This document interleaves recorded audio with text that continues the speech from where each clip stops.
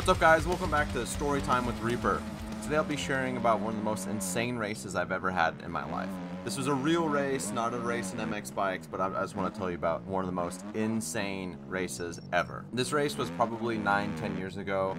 This was at E Street MX in California.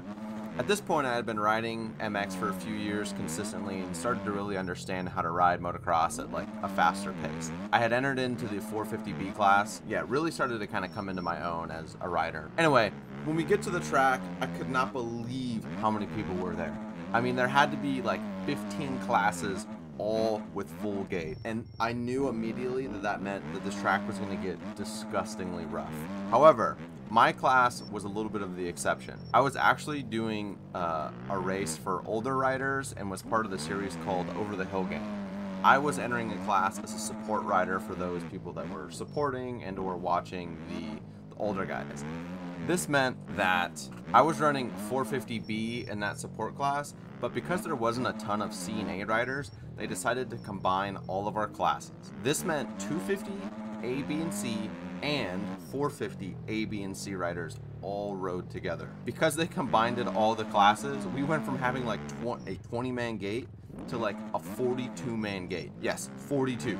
They had people starting off the side of the actual gate. This meant that the riders were so different in ability level that to my right, I had a kid named Cole Moore who had done a heli shoot for Verb Moto like the week before the race. And to my left, there was a 16-year-old girl on a 2-stroke YZ125, and it was her first race ever. And then you had me in the middle, who had been riding for years, but really had only like 3 or 4 races under his belt at this point. Anyway, the gate drops. Cole Moore rips a nasty hole shot, which I expected considering he had like a complete Pro Circuit Works bike. He had all the fancies. His motor, all of his motor work was done by Pro Circuit. He had Pro Circuit suspension. Like his bike was, you know, twice as expensive as my bike. I got a pretty decent start though, starting around 4th to 6th, something like that. After shuffling around back and forth for about a half a lap, we came around to the back of the track where there was this big triple, a fat straightaway, and then a set of doubles. In practice, I'd only done the triple and then double doubles, but my wife had let me know that there was all the A guys and the really fast guys were actually quadding the set of doubles. So during practice, I went down and I stepped off the double double, and it was actually like 130, 140 feet according to my step measuring tape. If you quadded it, it was about 140 feet. So during practice, I actually followed an A guy to see like what pace he was hitting the quad in. And to me, it seemed like he was clicking 4th on the 450 and about 3/4 throttle, but I never actually decided to jump it in practice. Anyway, we come around first lap of the first race, and I jump the triple and I'm flying down the straightaway and I see the potential quad in front of me. I knew that if I sent the quad, I could pass the guy in front of me and be in like 3rd place and possibly get a podium if I held that. So instead of being safe and double doubling it, I clicked 4th and I sent it down the straightaway.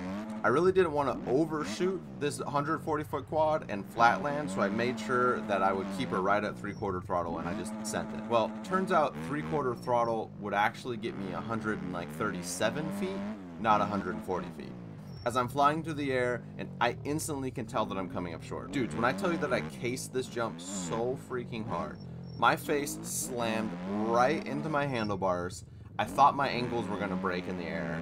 Luckily, I wasn't running a crossbar, otherwise I think I would have broke my nose. Anyway, when I hit the jump, I rebounded over the face of the jump, out onto flat ground, somehow like recovered myself in the air, downshifted to 3rd, and I stayed in it. The guy I passed by quadding actually repassed me, so I was back and forth. We continued through the track and made our way towards the finish at lap 1. Right before the finish line, there was a set of tabletop. One was a smaller, like 40-foot, and the other was like a little bit bigger, but like 50 or 60 feet. Nothing crazy, but still decent sized jumps. The faces of these jumps and the transitions of these jumps were so rutted out and just disgusting.